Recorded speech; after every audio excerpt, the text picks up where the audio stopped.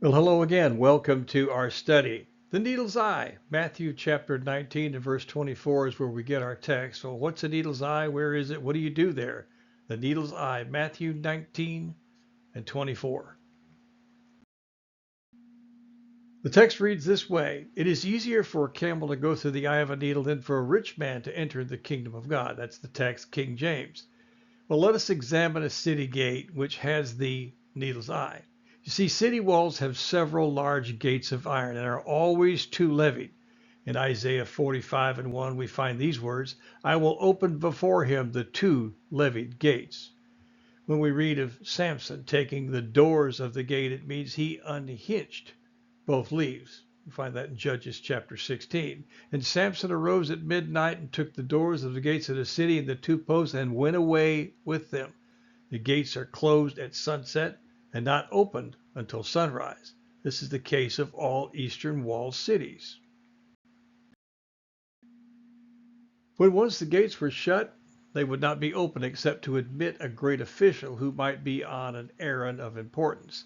The chief captain sent Paul of Caesarea at the third hour of the night. That was Acts chapter 23, verse 23. It's about 9 p.m.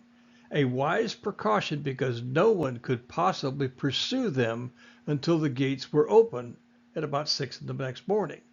In other words, the apostle therefore had about a 9-hour start, which made it impossible for anyone to overtake him on the way.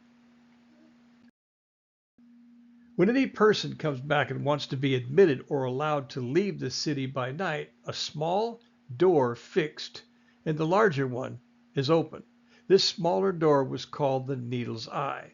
Matthew chapter 19 verse 24 states it this way, it is easier for a camel to go through the eye of a needle. Now let's try to picture the scene to which Jesus refers here. Camels laden with large bags of barley, wheat, charcoal, wood are coming into the town every day. The burdens are well balanced on either side of the camel's back and stand out sometimes 3 and 4 feet on the right side as well as the left.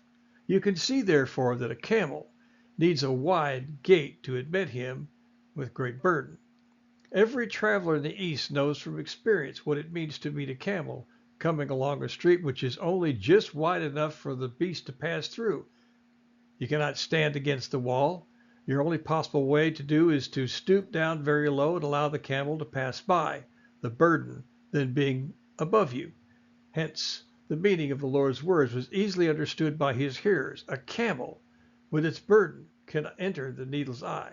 Well, the Jaffa Gate in Jerusalem has a very fine needle's eye. But the biggest part of this, what does it say in the text? With men's impossible. With God, all things are possible. So it doesn't matter if a camel is going to go through an eye of a needle or not. What is impossible with men? Very much possible with God. We find that those passages are referenced everywhere. What God can do, man cannot do. You see, we can't do God's job, and he will not do ours. Well, I hope that helps you in this study, helps you to understand what the needle's gate is. What is the needle's eye?